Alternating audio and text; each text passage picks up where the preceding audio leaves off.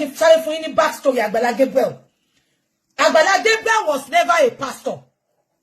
Ṣé ń gbọ́ mi ṣá? Agbala Gabriel ò kì í ṣe pastor. Charity. He was running a charity organization. Charity ni Agbala Gabriel máa ń run. Kò kì í ṣe pastor. All of a sudden, àwọn ará ìlú òyìnbó ló sọ di pastor. Agbala Gabriel was never a pastor. Èmi mọ̀ dáadáa. Orí Facebook ló ti bẹ̀rẹ̀. Ẹ má worry, somebody is asking for my moderator. Ẹ jẹ́ kó máa ṣeré wọn. Agbala Gabriel was never.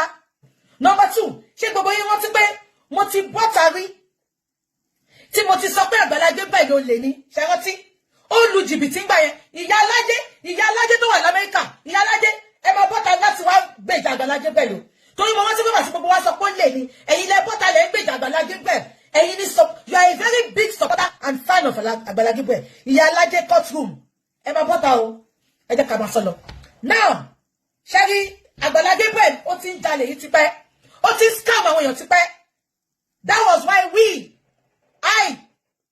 I came out then. Mo ṣe show yẹn fún. About 2 hours show ni mo ṣe fún jọ́nà. Tí mo expose them. People came for me. Àwọn church members ẹ̀. Àwọn tó ń dáwó fún. They came for me. Wọ́n comment mi tí ẹ wojú ṣe. You should know me by now, gbogbo yín. When I want to talk, I want to talk. Mi ìkọ́ tó máa wà hot.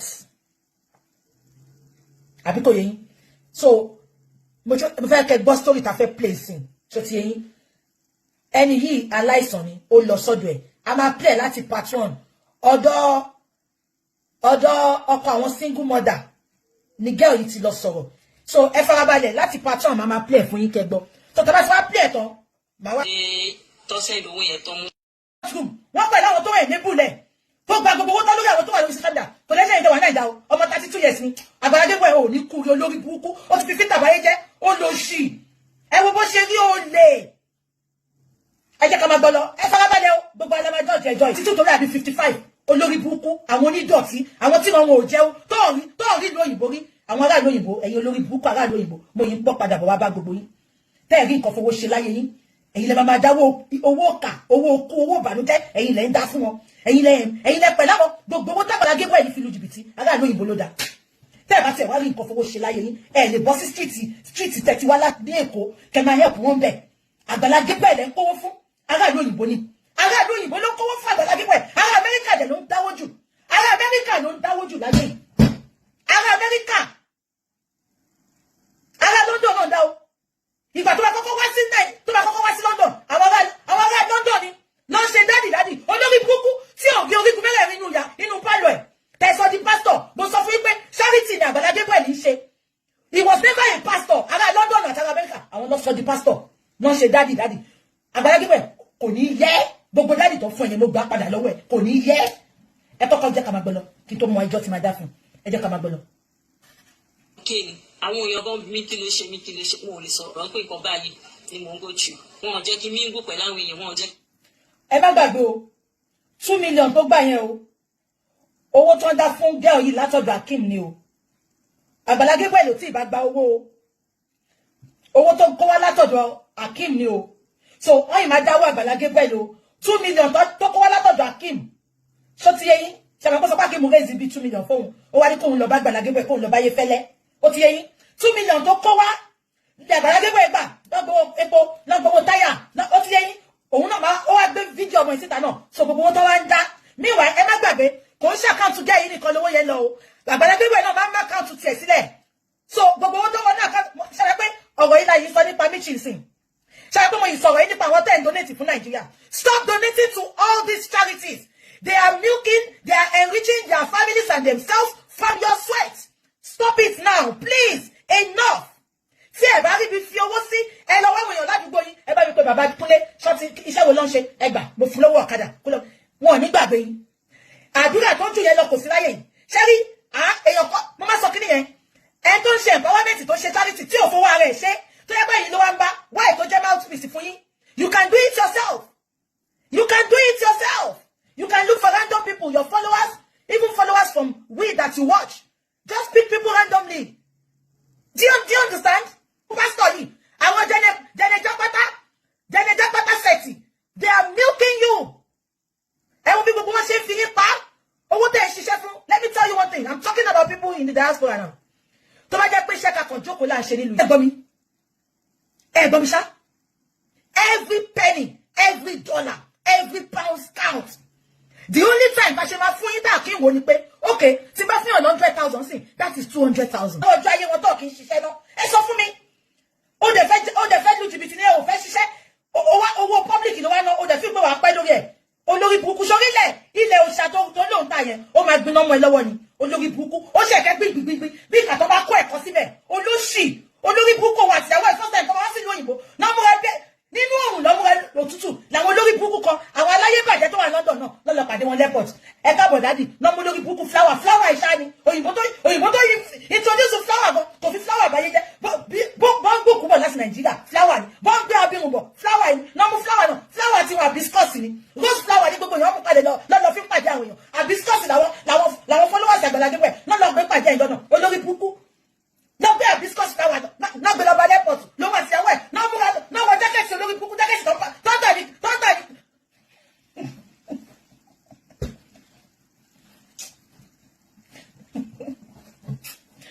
lọ́wọ́ ti ẹwẹ́ lọ́wọ́ jákẹ́sì tọ́tà ni charity shop ló ṣe lọ́fẹ́ all over the world àti wà ní London lọ́fẹ́ ọmọ olórí burúkú tí òjò bẹ̀rẹ̀ tó ń jẹ́ kó sáyà lọ́fẹ́ all over the world àti wà ní London ó yẹ kọ́mi ó yẹ wá dáwó lọ́fẹ́ ẹ tí wọ́n mọ̀ kọ́ tó ṣe alẹ́ ní kú gbogbo ẹ̀ṣẹ̀ wà ní London àti Amẹ́ríkà lẹ́yìn dáwó fáwọn olórí burúkú báyìí ẹ sọ mọ̀ kọ́ tó ṣe òun fẹ́ ṣe meet and greet ẹ olórí burúkú yìí Pastor Jericho lóhun ṣe meet and greet olórí burúkú tí orí ògbàdàn fún ẹ tó gbàdúrà fún ẹ kò lè ṣiṣẹ́ lọ́ṣẹ́ àbàṣe meet and greet bẹ́ẹ̀ ló sọ àbọ̀ Manchester bẹ́ẹ̀ ni mo ń gbàdúrà pé ìwọ lọ́wọ́ ọba káni mo mọ̀ bí tó lọ́wọ́ Manchester náà immigration mo fẹ́ pè fún ẹ lọ́wọ́ jákẹ́ẹ̀tì nínú òun òun àti àwẹ̀ wọ́n dàbí kùndí wọ́n dàbí bẹ́ẹ̀lì tọ́jú sínú ìwọ àti ẹ̀ ní kúre obìnrin ìyàwó òbí ní kó bọ́ta fún mi káyé wa bàjẹ́ tán Àgbàlá Gabriel ò ní kúre àdánwò tó yẹ gbogbo ní pé mi sí Nàìjíríà ìjà wo kékeré ní fídíò mi ṣe fún gbogbo yín nǹkan tó máa ṣe ẹ jẹ́ máa gbọ́ lọ Àgbàlá Gabriel tó ẹkún wọn Nàìjíríà ṣọ́ọ̀ṣì ẹyẹ ò ní ṣe mọ́ kò sẹ́ni tó máa wọ bẹ̀ mọ́ ní èmi nìkan máa lọ gbé plákà àdìbáyìí síwájú ẹ̀ ni màá wá mú lórí púpọ̀ lọ́wọ́ tó máa bá mi